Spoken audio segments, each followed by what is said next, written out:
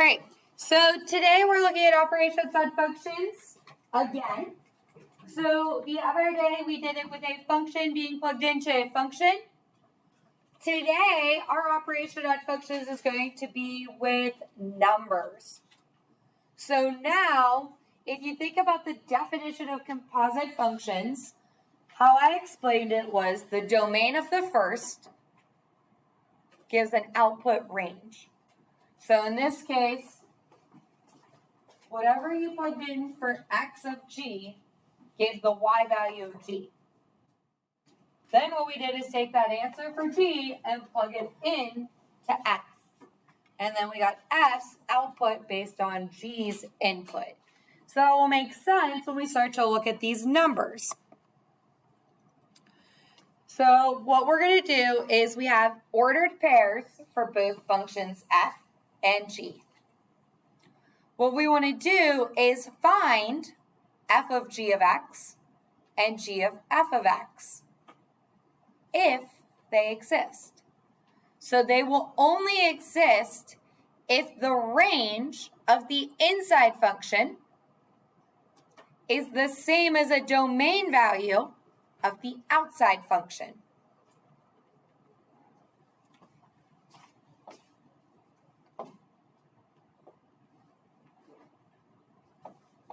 So let's talk about f of g, and we're not going to do fog yet, we're going to do it at a particular point.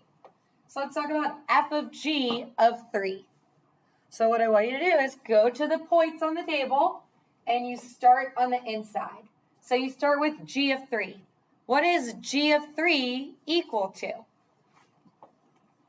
Well, if I asked you to find g of 3, you tell me it's equal to -9 based on the point right there. So if g of 3 is equal to -9, f of g of 3 is the same as saying f of -9. So then you go to your f function and you look for a -9. Does f have a -9? No. So f of g of 3 is equal to f of -9. However, f doesn't have a -9 in its domain. Therefore, f of g of 3 is undefined. Because there's not an input at -9 for f to give an output.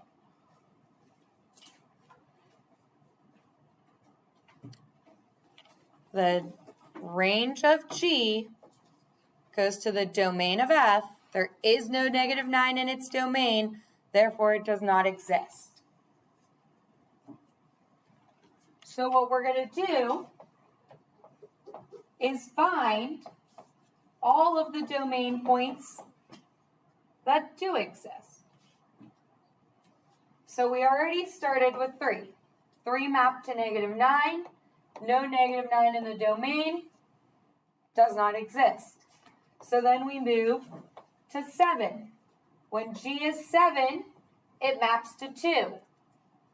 Does f ever have a 2? No. So that point's also undefined. The next point is 8.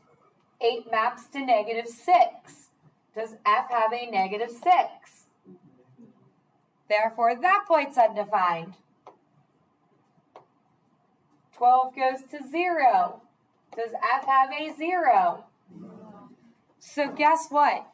f of g of x is undefined for all points. It does not exist. Oh, did I skip one on you? I bet you I double tapped on the screen. I did. All right, well, we'll finish this one, and then I'll go up to the last example. Okay. Now here's the reverse. We want to find g of f.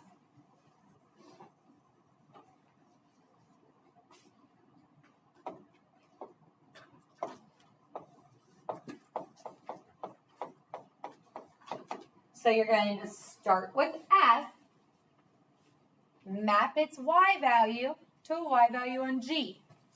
So negative 15 maps to negative 5. Do I have a negative 5? No. Negative 4 maps to 12. Does G have a 12? Yeah. Okay, so now this creates the new point, negative 4. The 12s kind of cancel each other. So negative 4 now maps to 0. So the inside matching numbers, the range of F negates the domain of G. Thus, the domain of F maps to the range of G. Okay, 1 goes to 7. 7 goes to 2. Therefore, the new point is 1 to 2. So again, the 7s kind of cancel each other. 3 goes to 9. Do I have a 9? Therefore, 3 has no friends. So f of g of x is undefined for all points. G of f of x exists at 2 points. Negative 4, 0, and 1, 2. Let's go backwards to example 3. Sorry, I just double tapped on my screen. That's why it skipped it. So, start with fog. F of g of x. So again, you're looking at 0. So 0 on G goes to 7, negative 7, sorry. On F, negative 7 goes to 2. So we have the new point, 0, 2.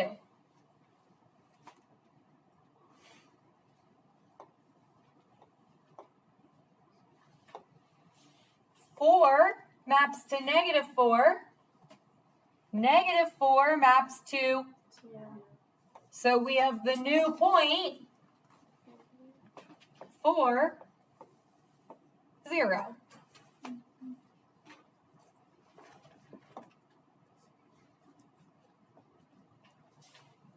Eight maps to 2. 2 maps to, 2. so my point stays 8, 2. And then last, 12 maps to 4. 4 maps to, therefore my point is 12, negative 5. So in this problem, every point on F and G matched up. Every range of G matched a domain of F, therefore every point was defined.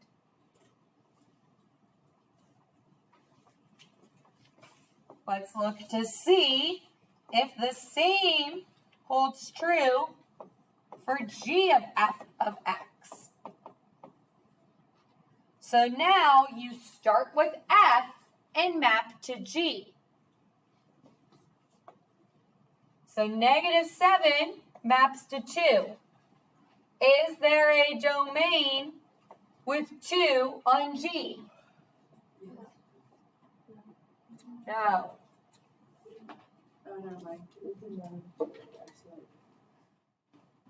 Negative 4 maps to 0. Is there a 0 in the domain of G? Yes. So now, negative 4 maps to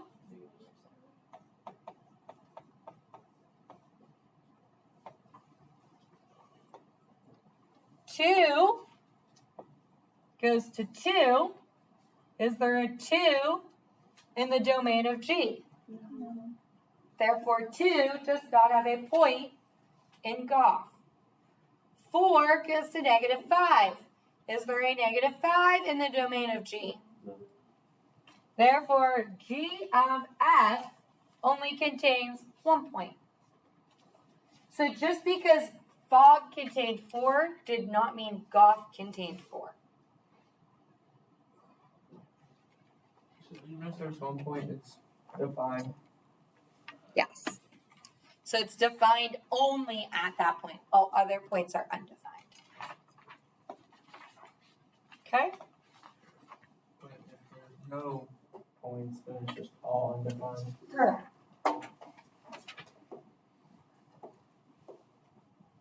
All right, let's start with fog.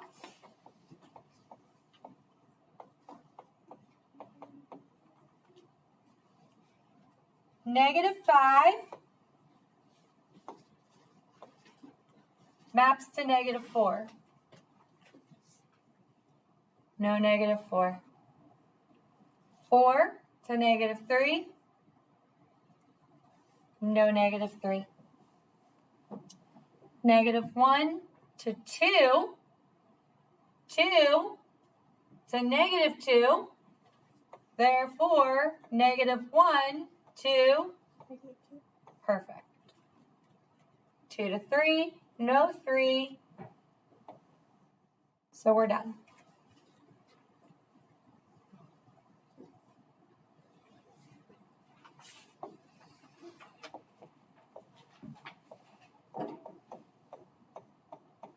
Okay, go ahead, take a second. I'm going to walk around and look, try Goff on your own.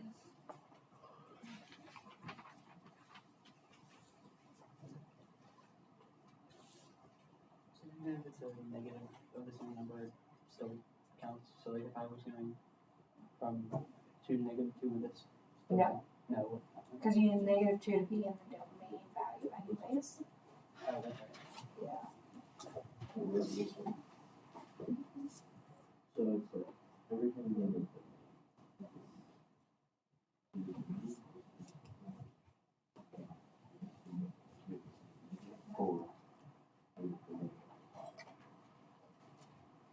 Yep. Perfect.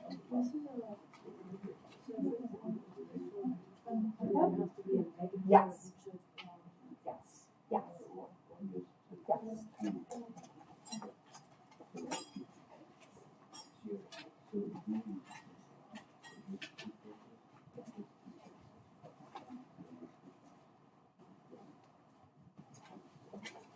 Right, so when you look at this example, hopefully what you notice is F goes to 11, no 11 on G, undefined. 2 goes to negative 2. Now, one of the big questions I got asked as I was walking around, and I want to address, this is a negative 2. This is a positive 2.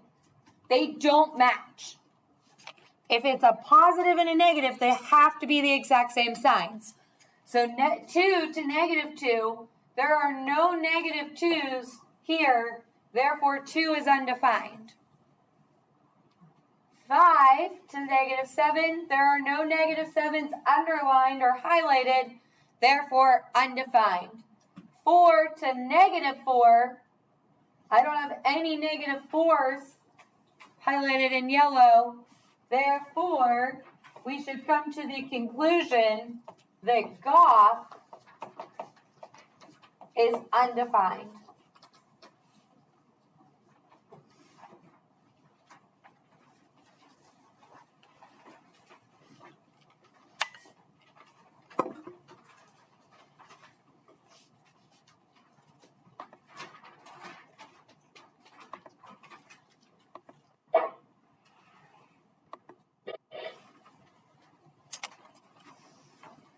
So what we just previously did was take relations and create compositions.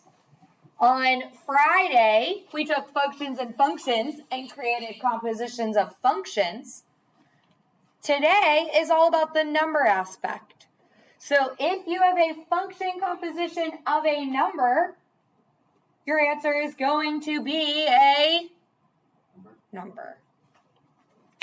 So a function composition of a function, your answer is a function. A function composition of a number, your answer is a number. So f of g of -2 is really the same as saying f of g of -2.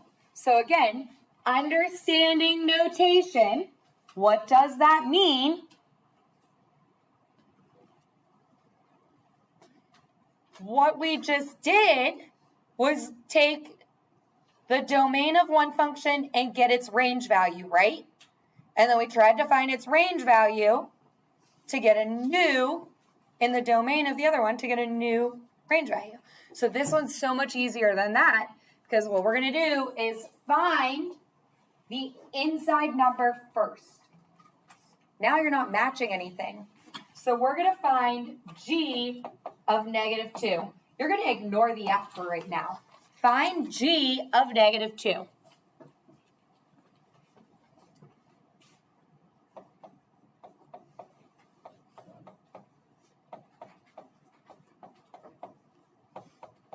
So someone said it is 7.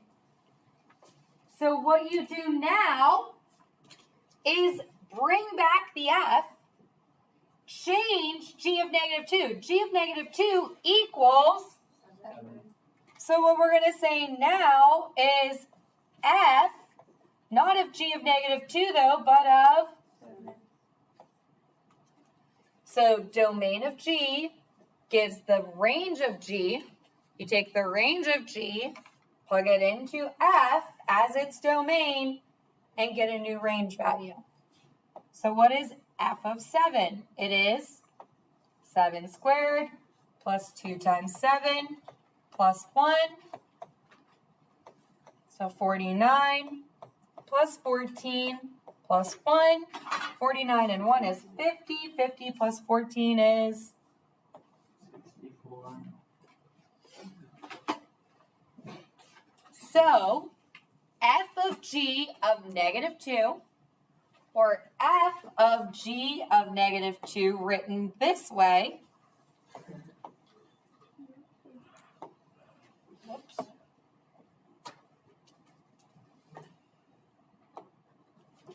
equals 64. So remember, what you started as a number ends as a number. This equals 64. All right?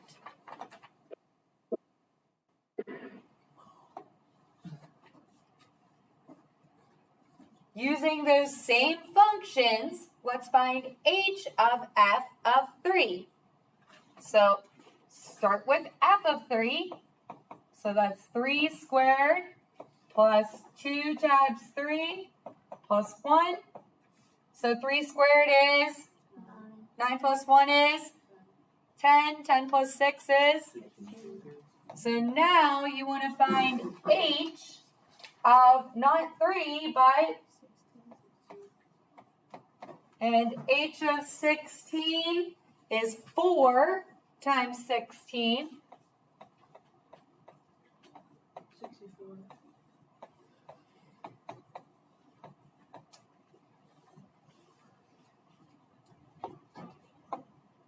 So same thing here, h of -1.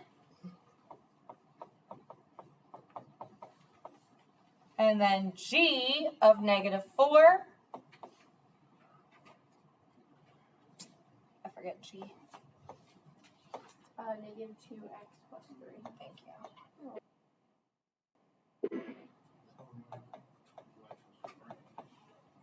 Okay, so you get 8 plus 3, which is 11.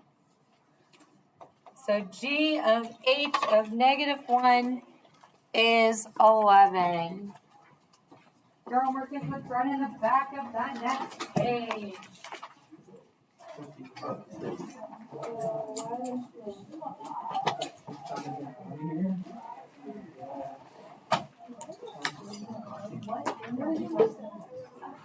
I'll link you a long pencil. Pretty cool.